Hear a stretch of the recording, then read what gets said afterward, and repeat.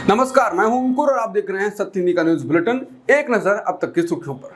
कांग्रेस लोकसभा के लिए अपना चुनावी घोषणा पत्र राजस्थान की राजधानी जयपुर से जारी करेगी। जानकारी के मुताबिक 6 अप्रैल को कांग्रेस पार्टी के राष्ट्रीय अध्यक्ष मल्लिकार्जुन खड़गे, सोनिया गांधी समेत पार्टी के वरिष्ठ नेता जयपुर पहुंचेंगे। एक बड़ी जनसभा का आयोजन किया जाएगा, जहां कांग्रेस पार्टी आम लोगों के बीच चुनावी घोषणा पत्र पेश करेगी।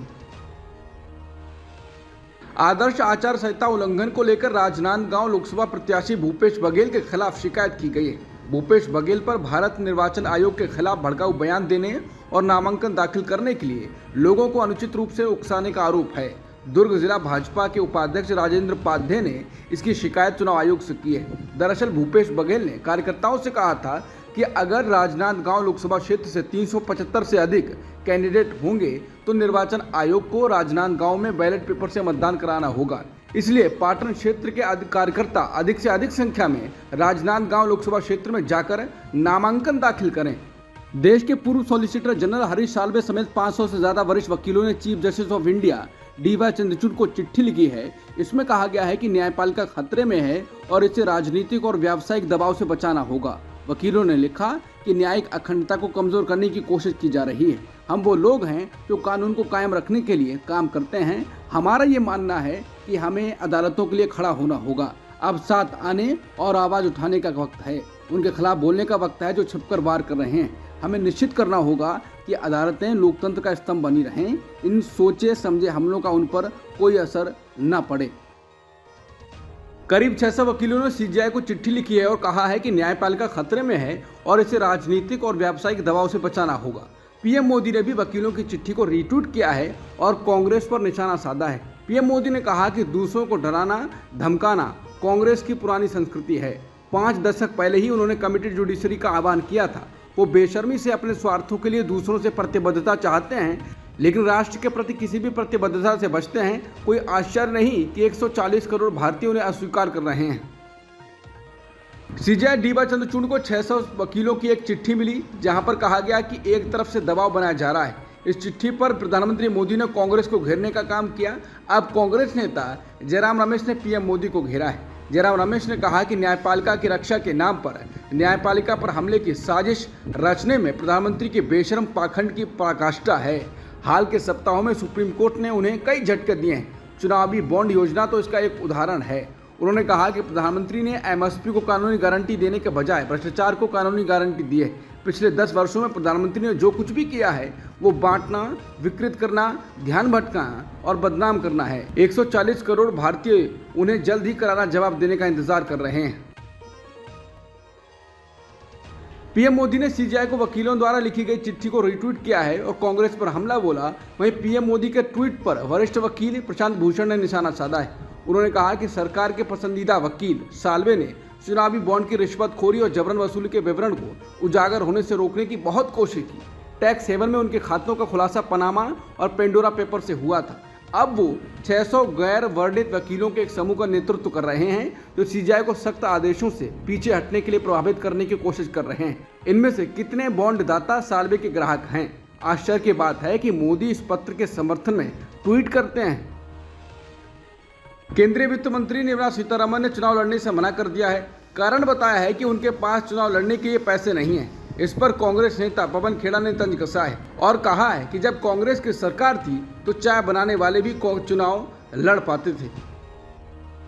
भारत ने अरविंद केजरीवाल की गिरफ्तारी को लेकर की गई अमेरिका की टिप्पणी को अनुचित करार दिया है और कहा है कि उसे अपनी स्वतंत्र और मजबूत लोकतांत्रिक संस्थाओं पर गर्व है और वो उन्हें किसी भी प्रकार के अनावश्यक बाहरी प्रभाव से बचाने के लिए प्रतिबद्ध है।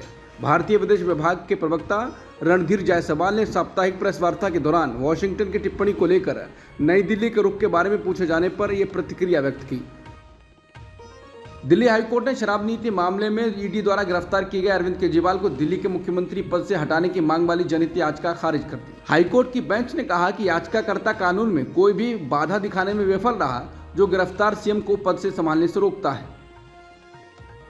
दिल्ली हाईकोर्ट ने जेल में बंद केजरीवाल को सीएम पद से हटाने की याचिका खारिज कर दी। इसके बाद आम आदमी पार्टी ने इसी पर ट्वीट किया है और लिखा है, तानाशाह सुन लो कान खोलकर। अब कोर्ट ने भी कह दिया है कि दिल्ली सरकार जेल से चलेगी। दिल्ली के मुख्यमंत्री अरविंद केजरीवाल को अगले 4 दिनों के लिए ईडी की हिरासत में भेज दिया गया है।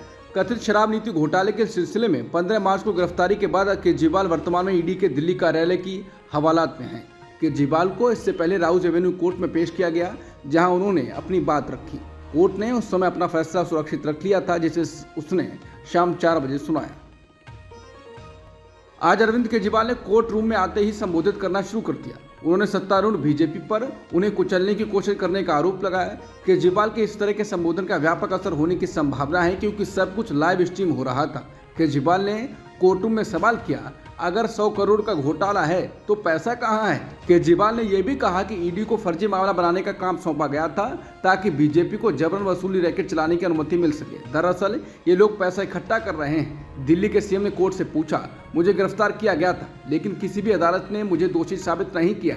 सीबीआई ने 31,000 पेज की चार्जशीट दायर की और ईडी ने 25,000 पेज दाखिल किए हैं। भले ही आप उन्हें एक साथ पढ़ें, सवाल बना हुआ है, मुझे क्यों गिरफ्तार किया गया है? आप नेता ने यह भी कहा कि उनका नाम उन हजारों पन्नों में केवल 4 बार आया है। उन पर 4 में से एक सी अरविंद था, ना कि अरविंद केजरीवाल।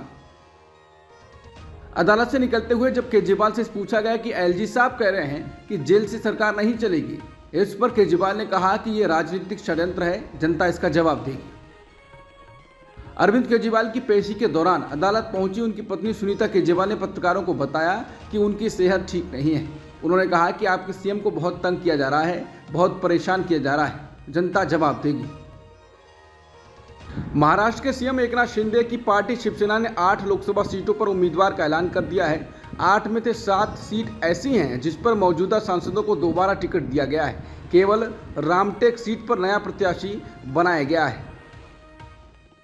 बिहार के कद्दावर नेता पप्पू यादव पिछले 20 मार्च को कांग्रेस में इस उम्मीद से शामिल हो गए थे कि उन्हें कांग्रेस के टिकट पर पूर्णिया से लड़ने का मौका मिलेगा, लेकिन राजद ने इस सीट पर बीमा भारती को उतारकर कांग्रेस और पप्पू यादव की परेशानी को बढ़ा दिया है। इसके बाद पप्पू यादव ने कहा कि दुनिया छोड़ दूंगा, लेकिन पूर्णिया सीट नहीं छोड़ूंगा। उन्होंने साफ तौर पर कहा कि किसी भी हाल में वो पूर्णिया सीट नहीं छोड़ेंगे। हिंदी फिल्मों के जाने माने अभिनेता और कांग्रेस के सांसद रहे गोविंदा गुरुवार को शिवसेना में शामिल हो गए। उन्होंने राज्य के मुख्यमंत्री एकनाथ शिंदे और मिलिंद देवड़ा की मौजूदगी में मुंबई पार्टी की सदस्यता ग्रहण की। इस मौके पर सीएम शिंदे ने उन्हें अपनी पार्टी का झंडा भेंट किया और अंगवस्त्र पहनाकर उनका स्वागत किया। झारखंड में बीजेपी ने ऑल झारखंड स्टूडेंट्स यूनियन यानी आजसू के साथ गठबंधन करने का ऐलान किया है। बीजेपी महासचिव अरुण सिंह के अनुसार राज्य में 13 लोकसभा सीट पर बीजेपी चुनाव लड़ेगी, जबकि गिरिडीह की सीट आजसू को दी गई है। रांची के 5 बार के सांसद और एक जमाने में झारखंड बीजेपी के कद्दावर नेता रहे राम टहल चौधरी कांग्रेस में शामिल हो गए।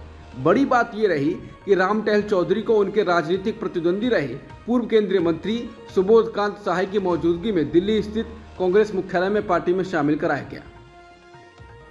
देश में चुनाव आते ही राजनीतिक पार्टियों के नेताओं का एक दल से दूसरे दल में जाना पिछले कुछ वर्षों में आम हो गया है। हरियाणा जैसे छोटे राज्य में भारतीय जनता पार्टी ने 10 लोकसभा सीटों में से 6 पर कांग्रेस के पूर्व नेताओं को टिकट दिया है।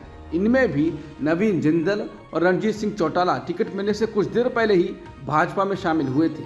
वहीं हरियाणा बीजेपी के एक नेता ने कहा कि पार्टी में आने के कुछ मिनटों में ही किसी दूसरे दल के व्यक्ति को टिकट देने से पार्टी के कार्यकर्ताओं के मनोबल पर तो नकारात्मक असर पड़ता ही है। लोकसभा चुनाव में उत्तर प्रदेश की पीलीभीत से बीजेपी से टिकट न मिलने के बाद सांसद वरुण गांधी ने पहली प्रतिक्रिया दी है। सोशल मीडिया साइट एक्स पर वरुण ने एक चिट्ठी जारी कर लोगों को भावुक संदेश दिया है।